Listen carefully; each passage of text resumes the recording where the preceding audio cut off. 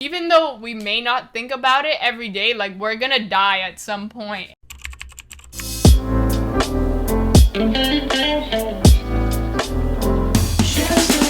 Hello, and welcome to episode 3 now of our podcast, Into the InterWebs. Woo.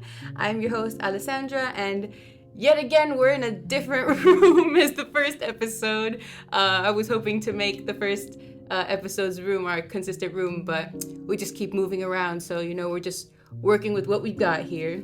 This is a podcast where we learn new things like a scholar, but in the way of a layman. We pick a topic each episode, then research our questions surrounding it with the help of our bestie, Google. Speaking of besties, today's guest is my bestie, Sarah. Hello.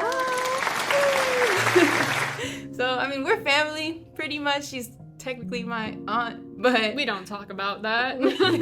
Yeah, we don't talk about that. We're so close in age that it's basically it's almost like we're cousins, but we're just that close. So yeah, how about you give our viewers a little introduction? All right, guys, I'm Sarah. Currently I am in the summer before my freshman year of college, and we're trying to live it up and do the most. Yeah. Where are you going to college? Because this is an FIU podcast, but where are you going to college? I am going to be attending the University of Miami come this fall. Sorry, guys. Yeah, I respect the Canes, but I know our schools have some, rivalry thing. It's like the Canes versus the Panthers. I'll still love you. It's all right. I have zero school spirit. Sorry. Sorry, FIU. I appreciate my time here. Anyways. Sorry, Habibti. Well, Habibti. Well, it's okay, Habibti. But today's topic is habits, which I think is something that anybody could pretty much relate to, as something that maybe you think about, maybe you struggle with, because we're always trying to make new habits, get rid of old habits, for example. And so we're just gonna get into a little bit today, talking about how we can make habits more efficiently, why we break habits, what are some of the differences between, let's say, habits between humans and animals, right? Like dog training, which I know you're interested in doing. So yeah, let's get into it. So Sarah, what's a habit that you would say lately you've been kind of working with? All right, well, definitely one habit that I've been trying to consistently keep is walking my dog twice in the afternoon. So usually we always do one big walk before going to bed. It helps. Not only does it help me wind down a little bit, but it definitely tires out my 1.5 years old puppy that is super energetic, and she just does not want to go to sleep, and that helps her get ready for bed. Definitely, yeah. It's a good habit.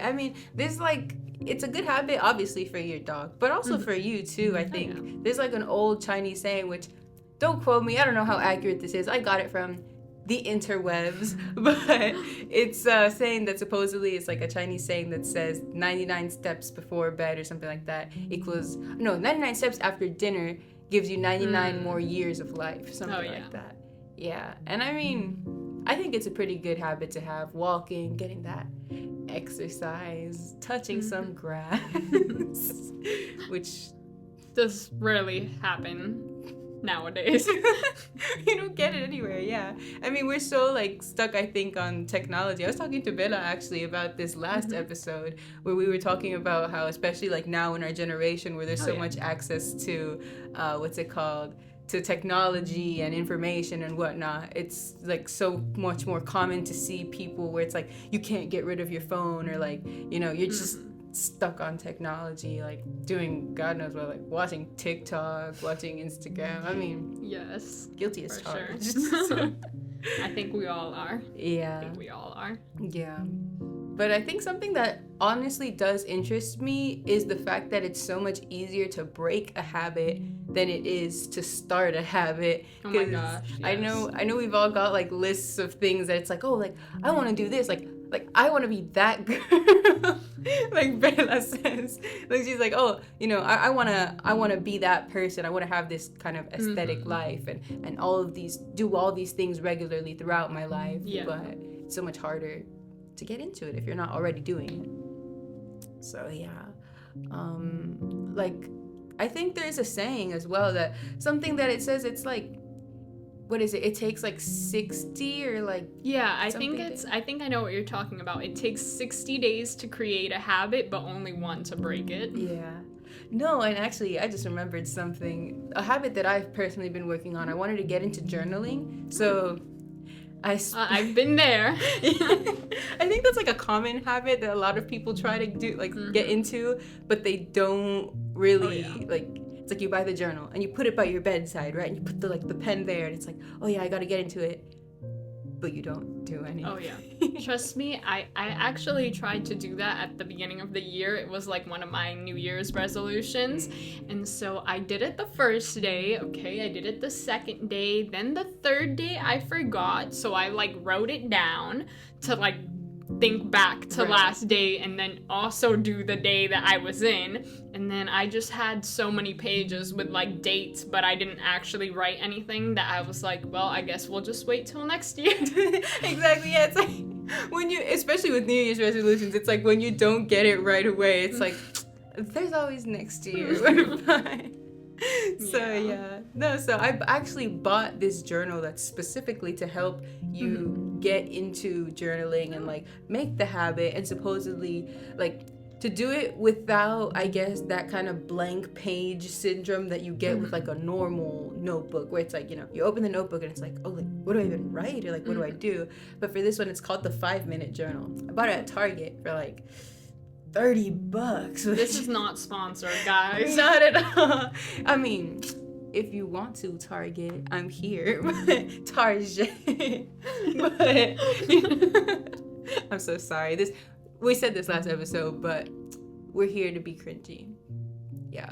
A little bit of shame, a lot of shame actually, but we're doing it anyway. So I actually didn't realize it was like $30, but I bought it anyway. And it's really good because it's called the 5-minute journal, right? And it's because the idea is that it'll only take you like 5 minutes per day to finish it up. It's like a simple page a day, and you start off, I believe, like the first thing that you write is like 3 things that you're grateful for, something like that. And then after that, you write like 3 things that would make this day perfect, basically, like to you. Like you write it, like you're supposed to do it as soon as you wake up in the morning, like first thing in the morning, before you grab your coffee, before you do anything, just like pick up the journal, write it. And then before you go to sleep, right before you go to sleep, you pick up the journal again, and in 5 minutes, you write down like some of the highlights of the day and like a few things that you learned in the day, basically. And it's kind of like a way to make you reflect. It definitely helps with mindfulness and whatnot. And I think that's a really nice habit to have. And it's interesting because the first half of the journal, it had like a little introduction section before you actually get into writing in the journal. And it said that allegedly, if you do something for like 5 days straight, you're more likely to do it like as a long-term habit, or at least more consistently. Yeah.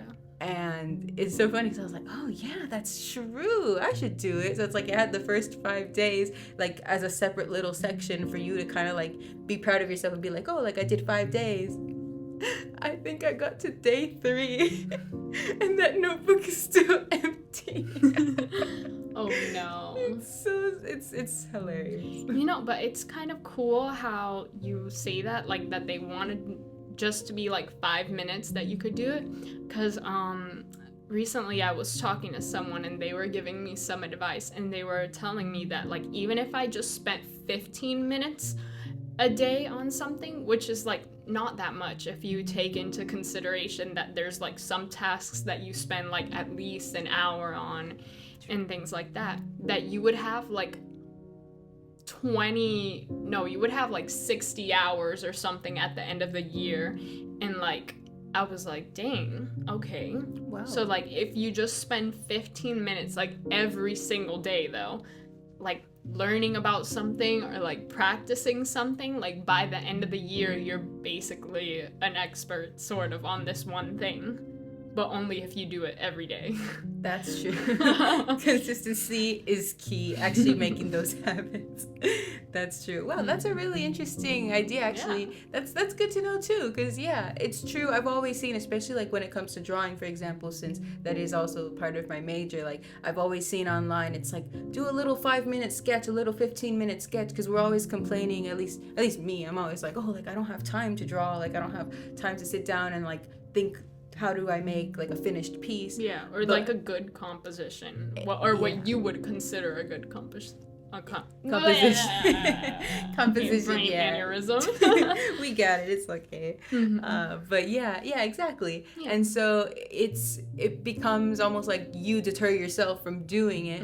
But in reality, even if you make a simple little sketch, a simple 5-15 minute sketch a day, you will notice, like I actually also read an article recently was saying that like you'll notice that over time you will create so much more work than you would have if you were just waiting around like you were before and just being like, oh, like I'm just gonna make art whenever I can, whenever I have a chance to like sit down and work for extended periods of time. So yeah, it's something that I feel like you could definitely apply it in several aspects of your life, and it'll definitely probably make you see some great results. So. Oh yeah. Yeah. So I guess we can head into the internet right now, because that big question for me is still like, officially, according to the experts, how long does it actually take to make a habit? Because I feel like I am misremembering that quote entirely. So we could check it out here. Gonna pull up my fancy smashy Google, and we're gonna go into the interwebs. Show name. So okay, so let me record here. Awesome. So I'm gonna type in, how long does it take, wow, I can't type, that's hilarious, to make a habit, I guess. Habit. There we go. So it says here, according to psychcentral.com, habit formation can take an average of 59 to 70 days. And according to a 2021 study, it can take about 59 days until a new habit becomes automatic. It says further stating that implementing routine-based and time-based cues help to increase the chances of habit formation. Okay, so we were pretty close with that 60-day thing that we've been saying. Yeah, exactly. And that's, yeah, because I mean, we're not going to be like 59. It could be like so pedantic. Yes. Also, now that it says, people also ask, what is the 2190? Oh. So it says 2190 rule in progress. It takes 21 days to build a habit and 90 days to build a lifestyle. Okay. Interesting. Yeah. Quite interesting.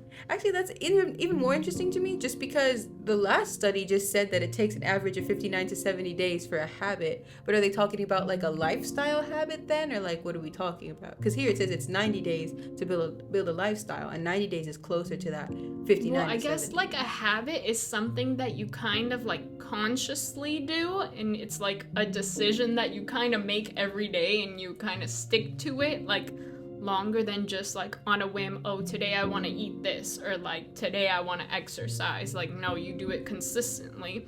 But I guess a lifestyle is more like something that's like just like built into your routine. Like that's just how you go about things. Like that is your way. That's true. Actually, that's a really good point. Yeah, I guess that is true. And I mean, I'm thinking back because I remember like there are certain things for me that I really want to do. Like back when the pandemic was happening, like we were just all at home and I was like, oh, I want to exercise.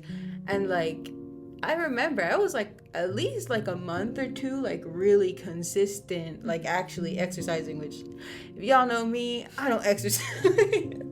I don't exercise. I'm trying to change that. No shame. She is shameless.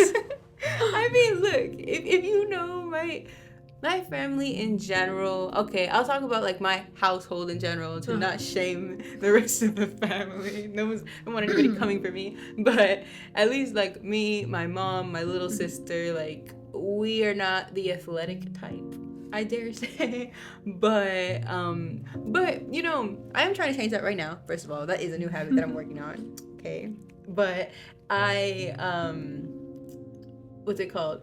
But yeah, it was surprising for me because I was like, wow, this is the first time I've actually exercised so consistently, and I got it for quite some time. And I'm not sure, I don't remember what happened, but I just kind of dropped off and I just stopped exercising altogether. But it was surprising to me because I was like, wow, well, I reached kind of like that 60-day mark.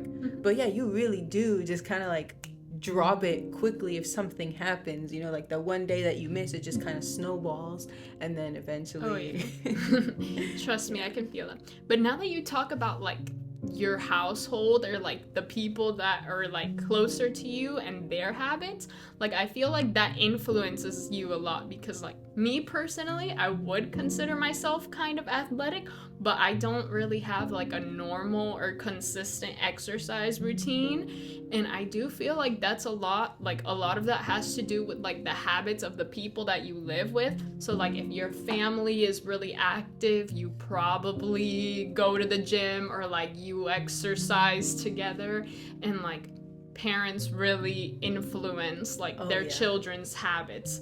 So like my parents don't really do that a lot, so I don't really do that a lot. But I did notice that whenever basketball season was going on last year, that I was like really on top of it because I had like people to work out with or like practice with. So like I feel like if you have like a group of people that are trying to build the same habit as you, it helps a lot. But at the same time, like if it's just like, let's say me and you together, like we start going to the gym together, we start trying to build this habit, but like one of us bails, and then like all of a sudden our goal setting is like wobbly, and then we both stop doing it. Like that's also what happens.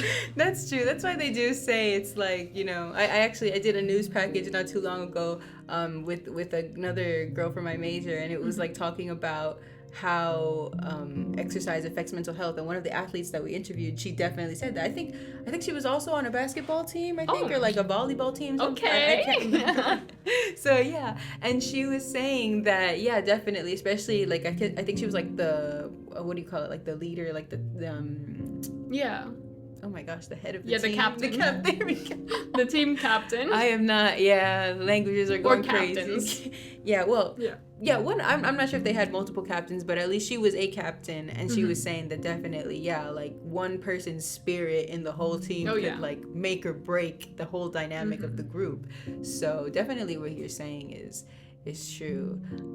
And no, I mean, my dad actually is more of an athletic person, I would say. Like, he's more into sports, and he exercises regularly, and like he goes to the gym, if you know what I'm talking about. So and like growing up, I used to do more things like ride bike, and we would go to like parks and things like that, but we didn't really like I wouldn't say that in any other way exercise was necessarily such a big part of my life. Like, I wasn't on a sports team. I did like color guard in 6th grade, but that didn't last. So yeah. But we don't count that. We don't count that. Yeah, I mean, it was fun, and I actually did learn a lot. I liked it, but it just didn't work out.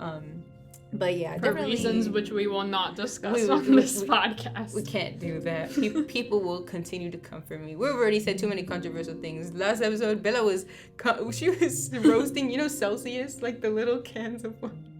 She was roasting us.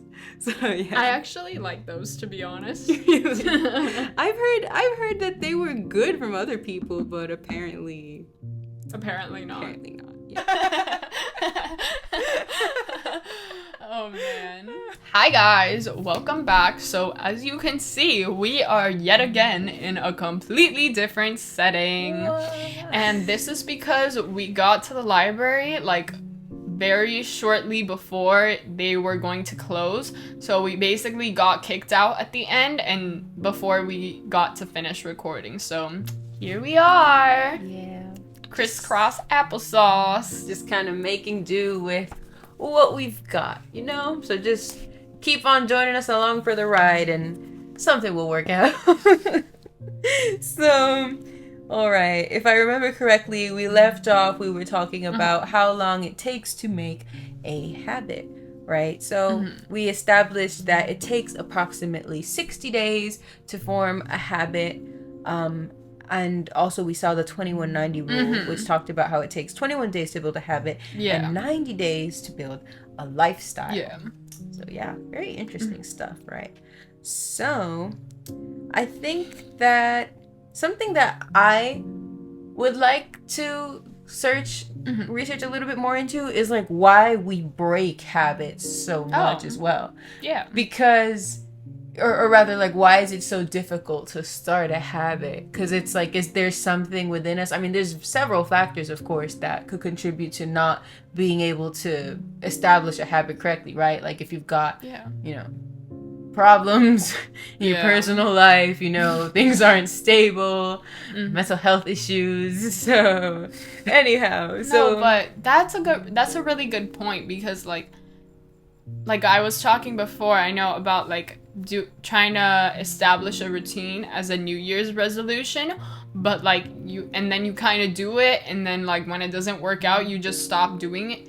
But like, what about those habits that you try to establish like in a random part of the year, and then what ends up happening is that, you know, you're like doing it, but somehow like stuff happens and then you just stop doing it, even though like you actually like you really wanted to, like you were fighting for your life, going to the gym or like trying these at-home workouts, and like you felt good, you were getting good sleep, like you felt healthy, and then like all of the sudden you just stopped, and like you couldn't start it back up. Like you just maybe that's a mental health thing, like True. when like, oh, I'll start on Monday.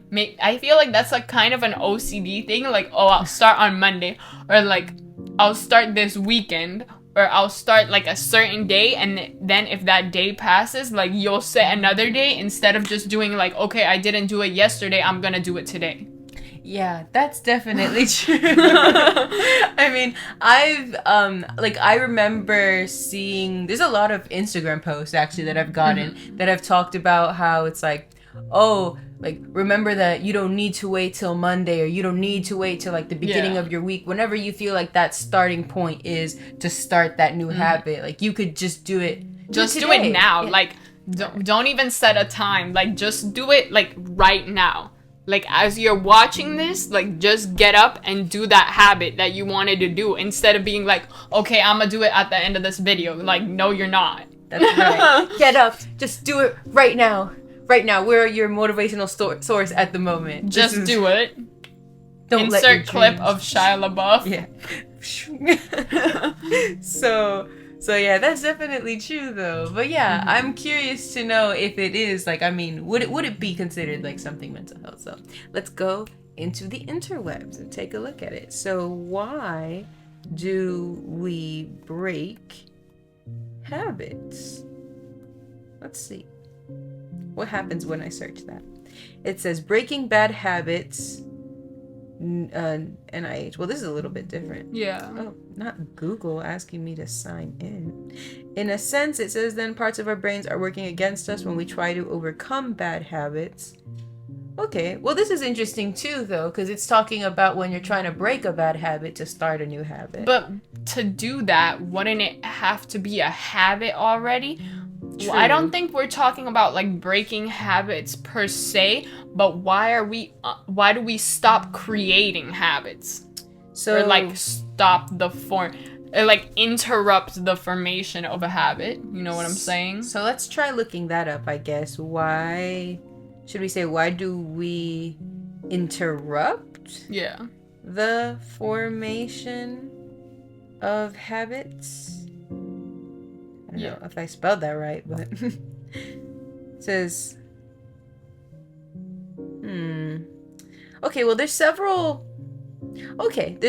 articles here that I think are pretty good. There's one right here it says it's from 2014, a little bit dated, but it says how the brain makes and breaks habits. There's also the science of habit formation and change from Farnham Street, and NPR habits, how they form and how to break. Okay, before we actually go in that, I think maybe it'll help us if we look what is the reason of habit formations. Okay, when new behaviors become automatic and are enacted with minimum conscious awareness. Okay, there's a little picture.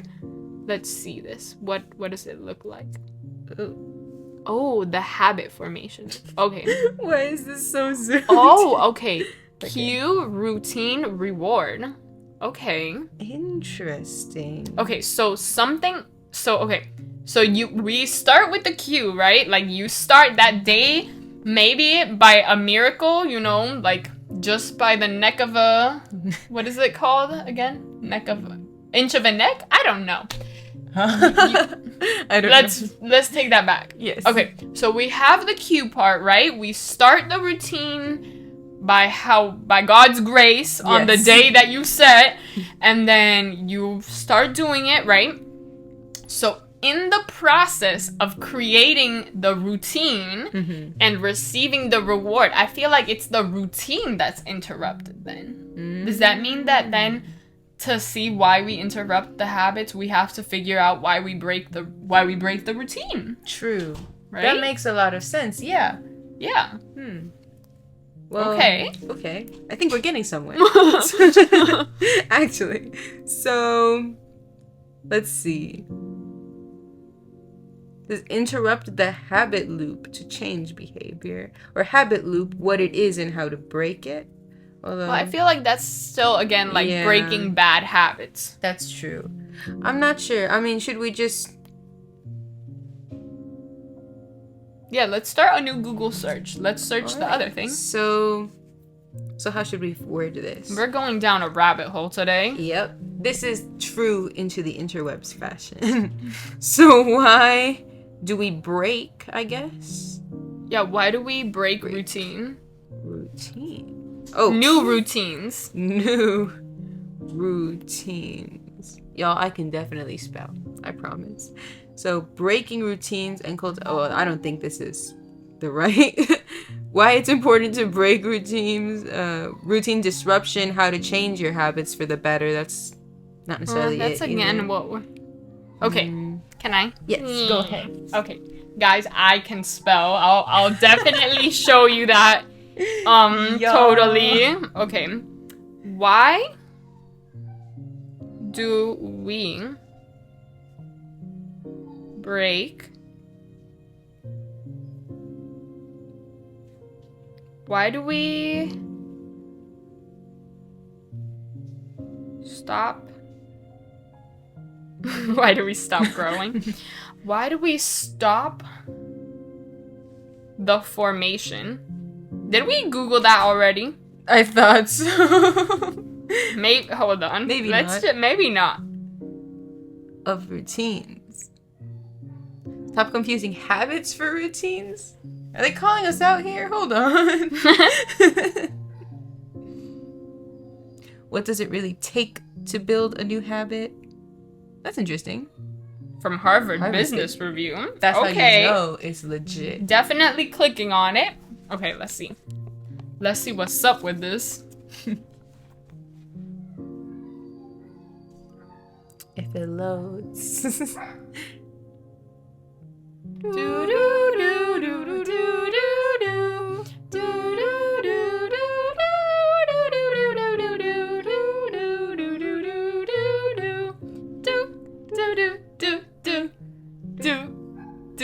Okay, I think we have most of this loaded up. Okay, let's read the summary first, because we're not trying to read all of this. True. Summary. Habit and routines are not interchangeable. A habit is behavior done with little or no thought, whereas a routine is a series of behaviors done frequently and intentionally repeated. To turn a behavior into a habit, it first needs to become a routine. Okay, so we kind of were on the right track, right? They're not like the same thing, but like something does need to be a routine first, and then it becomes a habit. Okay, so it says first set your intentions and be realistic. I think that's part of it. Like sometimes, I think like remember the loop that it was cue, routine, reward. Yes. Sometimes we think the reward is gonna be like one thing and then it's not that thing, and I feel like that maybe is a lot of it. Like, you know, whenever you you're like, oh, I'm going to the beach this weekend, and then you start like looking up like beach body workout routines, and then you think your butt is gonna look huge for the beach, and it does not. And you never touch those videos like ever again, okay? It's true. It's true. And I mean... Tell me you're gonna cut this part of the video out. What do you mean? What do you mean? I mean, what you're saying has truth to it, though. And I mean, you know, you're out here trying to get that beach booty or whatever, but you think that you could get it done in like 2 days. Mm-hmm. And it's like, no, man. This has to be realistic, again, which is making sure that you have allocated, you know, enough time for you to accomplish these goals, for these things to kind of set in. I mean, it just comes down to making sure, like you were saying, like that it's actually achievable and that it's realistic, that this is the outcome you're gonna get, the reward within this time frame. So okay, it's also prepare for roadblocks. So like think about what's gonna stop you from turning it into a routine and then like becoming a habit. So like if you think, so let's say that you're trying to eat healthy and you think that like eating junk food is gonna like kill your routine. True. Then like you should get rid of all the, well, you gotta be realistic also, because you gotta keep the first step first. So you gotta be realistic and prepare for roadblocks. So maybe you shouldn't like get rid of all the chip bags in your house, but like maybe like set one cheat day or like 2 and then like cut back down to 1. That could be a way. That's true. Right? Yeah. Because it's not realistic to say that you're gonna all of a sudden like cold turkey quit everything. It doesn't work for everybody. Mm-hmm. So, you know, and you don't want to have what's called, you know, like a rebound, where it's like you are, you know, you abstain from it for a certain amount of time and then all of a sudden it's like you just binge everything back. And like even though that like kind of helps, like it's better if you like set that forgiveness for yourself instead of like not setting it for yourself and it happening. Like let's say you're starting this new diet and you're like, okay, this weekend on Saturday, that's my cheat day. You're gonna feel a lot better than if you go like the whole week not like giving yourself this like grace, like this grace period, mm-hmm. right? Or not giving yourself this like okay, you could take a little break now, mm-hmm. you know? Yeah. Like you're gonna feel so bad when you have that cheat meal that you know you're gonna have on Saturday. Like you're gonna feel so guilty, like, and then you're gonna be like, well shoot, I can't do this, and then you're like kind of give up. Whereas like if you plan for it, maybe, who knows, like you might not even cheat that much and you'll be like, dang, I didn't even cheat that much, you know? It's like, wow, I actually did something. So. Insert Debbie Ryan meme. Okay. Then the third thing, it says support your efforts with nudges like blocking time on your calendar to practice the behavior or starting with smaller micro habits. And I think that kind of goes with the first one of be realistic. Like if you haven't done a workout in like a year, you're not gonna start working out for 1 hour every single day for the rest of your life. You're not. It's true. I've been there, done that. Guilty as charged. Okay, but we're just gonna gloss over that. But like, I feel like maybe if you're like, okay, you could start out like really small. Like, I'm gonna stretch in the morning. True. I'm gonna stretch every morning. All right. How much time is that gonna take you? Realistically, it could take you as little as 60 seconds, right? Mm-hmm. You know, like one stretch. Yeah, it could take you as long as, 15 minutes. You want to do some like Pilates, you want to get fancy, right? And then you could work up to whatever amount of time and like whatever days you want to do it. Definitely, yeah. Yeah, I agree. And I mean, it does help when you break things up into smaller bits. Mm-hmm. So that's a great way then, yeah, to start that routine and eventually make it become a habit as you keep doing it enough times. I mean, yeah. Wow. really got to put this stuff into I know. practice eventually. The best part is that we're talking about all of this and we're not gonna do any of it. Let's be real. Yeah, it's just it is funny, and that just goes back to like all of those roadblocks that we were talking about like why do we or do we not maybe establish that's habits? maybe that's a roadblock of thinking that we're not gonna do this, that we need to fix in therapy. True. In therapy. I mean, definitely, especially because I think that, and I mean, this is opinion, of course, but also with some fact, because if your mind is so consumed with other tasks, other worries, you're not going to have enough space to fit a new healthy behavior because you're reinforcing old behaviors already. So then it will become, like we were seeing in the search results that we kept getting, it will become something of breaking a bad habit or a negative thought that's holding you back. In order to create these new habits, these positive thoughts. Which is interesting. Now I have another question. Like, if it's so hard to break, like, a bad habit, why is it so easy to break a good habit? I mean, that's true. Why don't we look that up? Let's see if we can find that. Like, could it be that we're confusing habit for routine in this scenario? Like, we think that the thing we're doing that is good is a habit, but actually it's just a routine and it hasn't actually become a habit yet. I feel like that could be like could be real. I think that's a good point, actually. Let's see. Right here, Psychology Today has read our minds and said they have an article, Why Bad Habits Are Easy and Good Habits Are Hard, from August 24th, 2021. Let's see what they have to say to us. Oh, reinforcement. That's some... We can already see from the preview here when it loads. That's some Chomsky. It says, understanding one principle about habit formation can make all the difference. Key points. Many people mistakenly attribute their bad habits to character flaws, such as laziness or lack of self-discipline. The real reason that bad habits thrive is because they produce immediate reinforcement. AKA instant gratification, like scrolling Instagram reels for more than 2 hours at a time. Ungodly hours every day. Don't look at my screen time. Okay.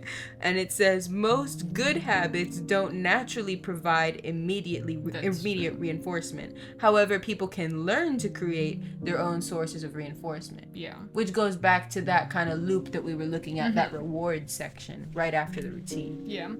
So yeah, that makes sense. So like it's basically about the reward and also being realistic. Like if you think you're gonna start, like we've been saying working out a lot, and it's not the only example of a good habit you could form. Like there's a lot more habits, but just like to use it as an example, you could think you're gonna get swole in 2 days, and then you're gonna be like, okay, I'm gonna work for 2 days, and then being swole is gonna be my reward, but you're not gonna get a reward because you're not gonna get swole in 2 days.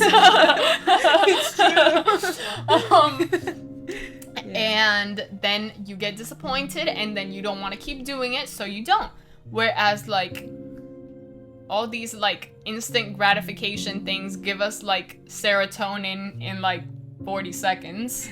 Oh yeah, definitely. You know, it's like, and sometimes it's funny because we don't even realize it. Like I found anyway, like especially when it comes to social media, sometimes you're watching these videos and it's like, deep down inside you're like, I don't want to watch this anymore. I don't want to be... It's not even funny anymore, right? Exactly. Like it gets to a point where you're like I just have nothing better to do. Exactly, but you just keep on scrolling. And I remember I had a conversation actually with a friend of mine where I was like, what is it that makes like these you know social media content so addicting? Like what makes these platforms so addicting to be on? And he was like, oh well, it's not that they're like addicting, it's that they're just giving you what you want without you realizing it, of course. It's like that it has like the same effect as drugs in your brain because it releases like a lot of the same hormones.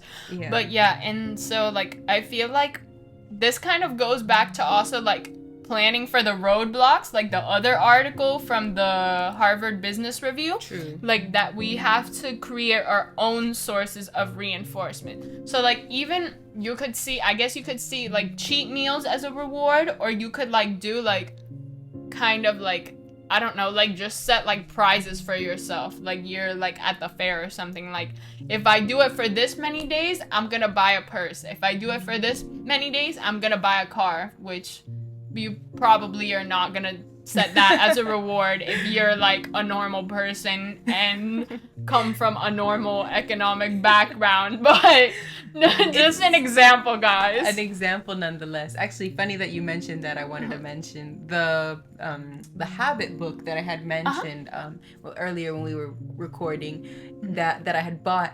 It actually had a little section where the journal? The journal, the 5-minute journal. There we go. Yeah, habit notebook. Sorry. But it was saying, like, it had a little section where you had to write down, what will I give myself should I succeed this goal of the goal of journaling for 5 days straight. You actually had to say, it's like, what would I give myself? What did you set as your reward? Did you not put a reward? No, I did. My reward was I was gonna impulse buy something and not shame myself about it. See, that's the thing, because you already do that without doing the notebook. So I actually don't impulse buy, believe it or not. I think my purchases through very much so, because I value every object that I have. I have no storage, man. Not in my house, not in my phone, not in my camera. Okay, guys, you guys are gonna have to answer this in the comments, but this is my question, okay? If you think about an impulse purchase for a long time, does that make it not an impulse purchase? Because I think that still counts as an impulse purchase, in my opinion. It's not an impulse. Like, you could... Well, it's the impulse that led you there in the first place. It's not like you rationally thought about it and you were like, oh, yeah, you were making a list of things you actually need. No, you saw it and then you gaslit yourself. Not gaslit. Well, maybe you did gaslight yourself and thinking that you needed it. But then you like over-rationalized it and justified it. So you were like, it's not an impulse buy. It's totally normal. Dude, if you think about something for more than a day, more than a week sometimes for me, it's not an impulse buy anymore. Because you thought it through. You slept on it. I don't know. Controversial opinion. Okay. Anyhow. Please settle this discussion in the comments. Tell us, is it still an impulse buy if you actually took time to think about it? It just doesn't make sense to me. But anyway, we'll let you guys answer that. So that was it. It made you set something like that you're what's it called? To reward yourself with, right? But also something to punish yourself with. So it was like, if you don't reach the goal, what are you gonna do?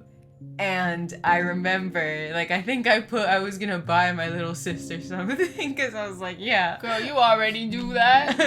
We spent $70 on plushies at Barnes & Noble yesterday. Yo. Your mom's gonna kill you if she sees this. Why would you say that? You could cut it out. I ain't gonna cut this out. It's more work for me. I can't. Let's see what else this article has to say. So it says... it looks interesting. If you ever needed proof that God has a sense of humor, you need only look at how we're wired to form habits. They did not. That is actually... I did not expect that when I clicked on this article. Humans are astonishing in their ability to habitualize almost any behavior. So true. Dang, yeah. With sufficient practice, we can learn to perform tasks of mind-boggling complexity with little or no conscious effort. Driving, oh my god, they said driving, but they're right, oh gosh. Dancing, playing musical instruments, and speaking multiple languages, among many others. Yeah. With our large brains, big brains, and near limitless habit formation capacities, we possess the ability to master almost any craft and succeed at virtually any endeavor.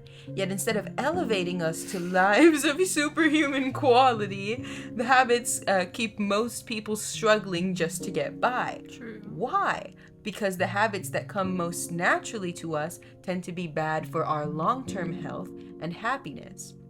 If you want, you can read this part. Do we get copyrighted for reading this? I sincerely hope not. my whole podcast concept is gonna be up in flames. I think you get copyrighted for reading. We're putting the links in the description. Disclaimer, none of this information is mine. This is just for fun, not fun educational purposes, but entertainment purposes. We're also not making a profit off of these videos, right? There's no AdSense, so... Okay, then we can't get copyrighted, girl. Cool. We can get canceled, but not copyrighted. That's a topic for another day. Yeah. Okay. Although we can turn almost any behavior into a habit, all behaviors do not become habits equally. Because of the underlying biology of habit formation, some behaviors are converted into habits quickly and easily, whereas behaviors, I think that's supposed to say other, whereas other behaviors become habits only with substantial time and repetition. Anytime you read information about how long it takes to form habits, take the response with a grain of salt. Remind yourself that it depends on the habit. For example, a child can master the habit of avoiding hot stoves after a single painful experience, but may require months of parental assistance to brush their teeth or take their vitamins. Tell me about it. True. Adults show the same disparities. Consider the ease of forming convenience food habits versus the difficulty of forming nutritious eating habits. Compare the minimal effort required to fall into bad sleep habits versus the challenge of creating good sleeping habits. Calling me out for what? I know. This whole article, man. Oh my gosh, no. Procrastinating versus becoming proactive. No. Spending money versus the habit of saving and investing. In each of these cases, the first habit comes swiftly and naturally to us. The second takes prolonged practice and is fragile even once formed. That's true. If these bad habit, good habit inequities seem unfair, keep in mind that they are not new. Reflect, for instance, on the 7 deadly sins from the Bible, and you may notice a pattern. All represent instinctive human behavior that easily become enduring habits despite their vices. And each sin requires considerable learning and labor to replace with a more virtuous habit. Although some may prefer the interpretation that our affinity for bad habits is the product of a divine sense of humor, neuroscience offers a more useful interpretation. Specifically, bad habits are formed easily primarily because they are rapidly enforced.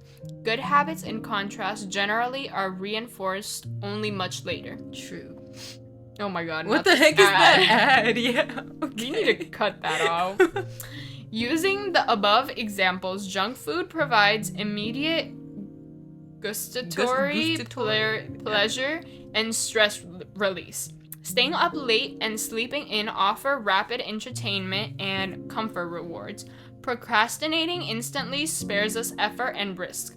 And spending gives us a momentary rush of positive emotions, especially if we found a good deal.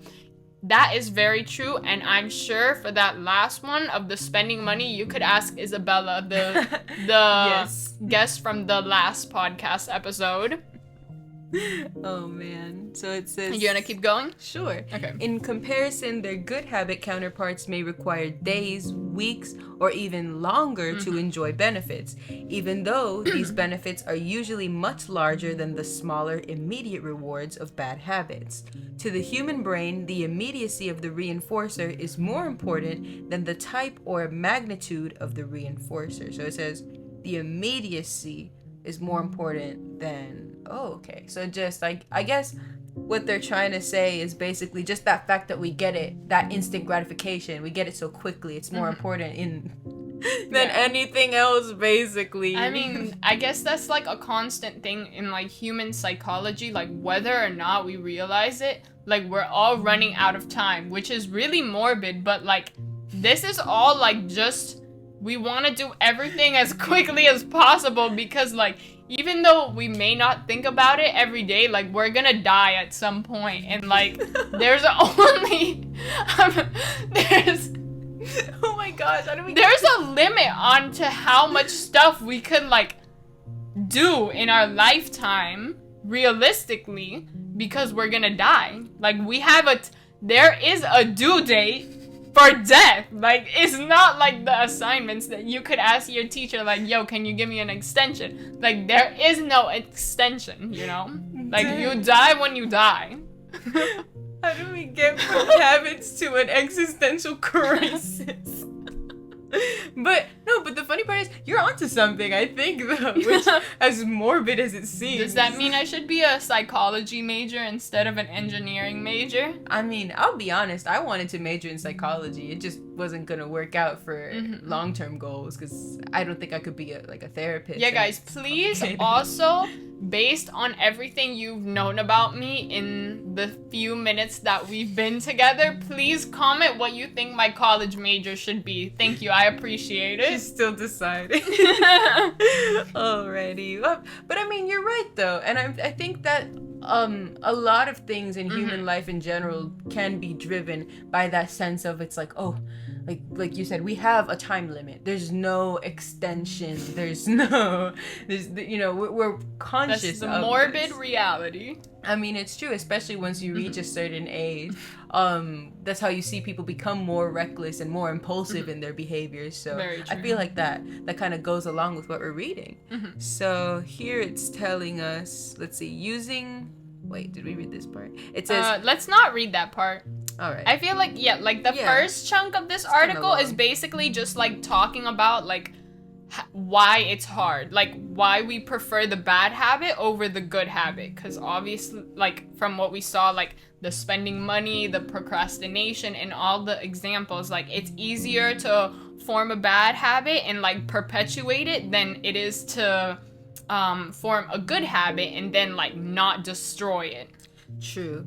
Yeah, we're basically reaching the end, and it is what it's essentially saying. Wow, I can't talk. From this paragraph that I'm seeing here is what we saw, the same thing in the Harvard Business Review article, or maybe it was earlier in this article, I don't remember, but essentially the most important thing is to introduce our own positive reinforcers when we're really trying to make a habit, so that way we don't get wrapped up in bad habits, or we find some way to get rid of this reinforcement, I guess, in unhealthy habits, try to find some way to break it. So here it says, to form lasting exercise or other healthy habits, we must introduce our own immediate reinforcers into the behavior, which is what we had seen already. I love how like it seems like not even just us, like even the articles, like one of the examples they use a lot is exercise, because I feel like most people, that's like a habit that they either have or that they want to improve or that they don't have and they want to get it because it's like a good habit to have and it's really helpful like for both kinds of health, like physical and mental. True. And they have like some examples of how like we can reward ourselves or like make it more enjoyable. True, which I feel like we had already touched upon also earlier when we were still recording in the library. Yeah. Which it says here, for example, in order to reinforce this, it says choosing a type or format of exercise we find most enjoyable or socializing the experience. We were talking about using workout partners or exercise groups. It says dogs. And my dog, too. yeah. Like, no, let me tell you, like sometimes like I was talking about those pre like sleepy time walks that I give my dog so that she could be like out and she's not like out and about like during the night. Like I'm not gonna lie, like sometimes it gets late. It's like 10 p.m. like it's about to be 9:30 now, and like it gets to 10 p.m. and I'm like, oh, I don't know, can we go without a walk today? But I'm like, oh no, like my dog, like she really, like it's good for her and blah blah blah. And I just do it like out of obligation, and like I end up enjoying it and like benefiting from it too. Like enjoying it minus the part where you have to be alert because you're a woman and you could get kidnapped or murdered and mugged. It's difficult being a woman. It's very hard, especially in this country. Yeah. All right. There's also online workout log. Interesting. True. But I feel like then I feel like if I did that, then I would fall into what happens with the journaling, that if you like do it like 2 days and then you forget to do it, and then it becomes like a whole thing that stops you from doing what you actually want. It's true. But I'll be honest, there's this app that I was using whenever I was exercising during the pandemic, and you know, we were all stuck at home, so it's not like I was going to the gym or anything. It was called like Workout Women, or like Workout for Women. I downloaded it and it didn't work for me. I mean, I liked it just because I was like, okay, I've got the workouts already here, and I liked that it had that little log. It had like a little calendar, and you can go back and you can see like how many days in a row, like it literally gave you like a little streak of like how many days in a row you were exercising, and you can even click on each day and take a look at what exercises that you did each day, which I thought was really cool. And that was part of what motivated me to keep going, because I would look back and I would be like, oh, like I don't want to break my streak, or you know, I want to see the whole month filled with little dots, you know, showing like I exercised. But yeah, so essentially I feel like if you have some kind of a way of visually tracking your progress, like I think that if you've been consistent enough, that's when you see the payoff, because you can look back and be like, wow, this is all I've accomplished, and actually feel like you're accomplishing goals. And sometimes that might be something that impulses you even more to continue with your goal, and that's what really can help drive you into making it a habit and not just a routine, or continuing that routine enough so that it becomes that habit, it becomes that lifestyle. But I know that, yeah, in the early days, like you said, if you start to miss, and then it's like you lack that consistency. You have like, let's say in a week you have like 1 dot, that to me, like that's really depressing, and that will make me be like, dang, that like I didn't do anything, I'm horrible, I'm a failure. You know, that's that kind of snowball mentality. Did I just max out the mic? You did. It's okay though. So sorry to y'all's ears. It's a condition at this point. Not you, both of us. So, but yes, so it could get more depressing. So I could see why not everybody would be up for it.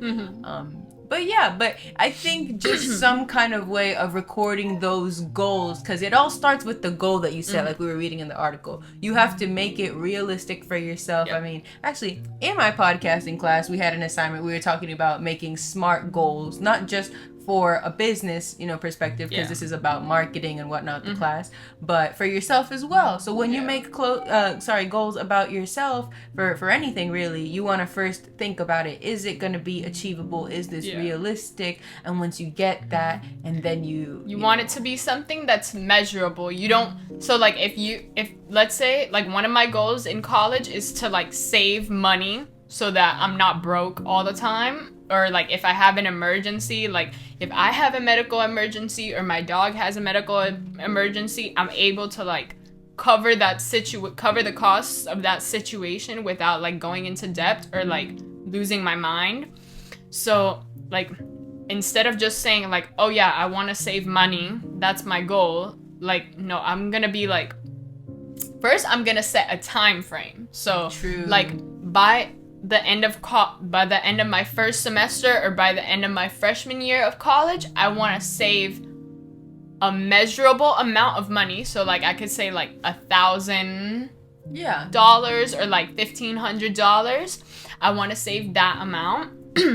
And then like that already, like it's realistic, right? Because if I have a part-time job and I'm getting like federal student aid, like I'm gonna have some income, and that I could realistically like save an amount every week. Obviously, I'm not gonna say like, oh, save $1 million by the end of your freshman year of college, because we all know that's not gonna happen. Of course. Right?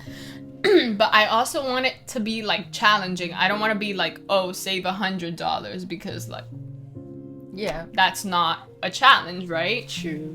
Yeah, because you want it to be able to accumulate over time and actually have something where it's like, while it's realistic, it's also still beneficial to you and reaching an actual goal that's, it's still good. And it's all about like, I guess if you think about it on like a graph, it's all about like the comparison between the time frame and like the amount, like the measure of whatever it is that you're trying to do. So like you can't be like, oh, get swole in in one day, because that's not gonna happen.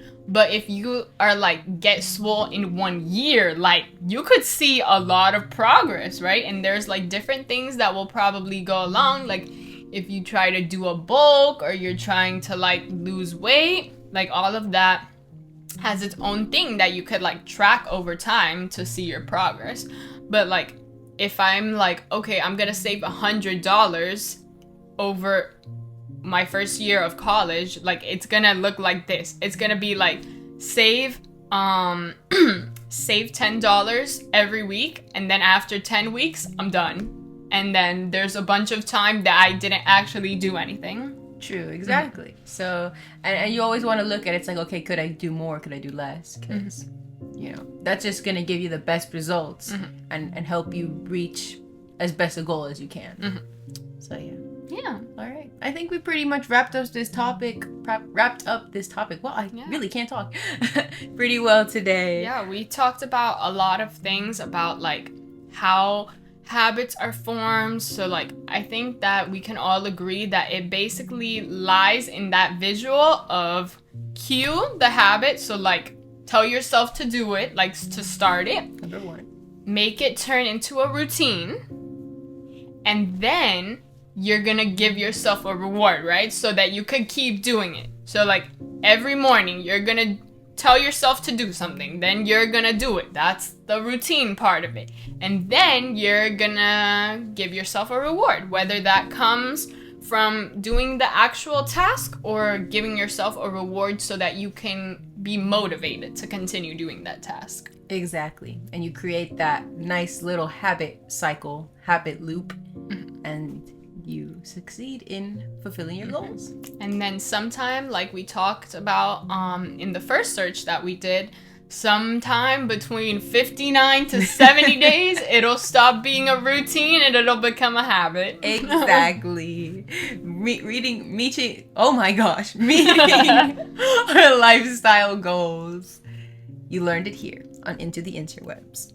What are some habits that you guys at home have tried to start, and do you have any experiences in getting them to stick more easily? Have you had any failures? You know, can you relate to anything that we looked up today in the articles that we read or that we talked about? Any goals that we shared that you've also had? Let us know, please, in the comments below. And as always, of course, please be sure to hit like and subscribe to this podcast because, you know, granted, again, we're not experts, but we try our best to cover topics that, number 1, like I said, I talk about in my daily life, we talk about in our daily lives, but also that everybody can kind of relate to, and somewhere along the way we'll learn something new. Yeah. All right, so just a little quick announcement from here up forward. I wanted to produce these first 3 episodes not only for my class, which this is the project, but also just so that you guys would have some content to take a look at once we actually start advertising the podcast a little bit more. But we're planning on regularly airing episodes each week on Sundays, so stay tuned. Hopefully next Sunday we will be seeing you guys, and you will continue to see us throughout as the weeks continue and we keep on developing more content more consistently. So yeah, thank you so much for watching up until now, and we hope to see you soon. Bye.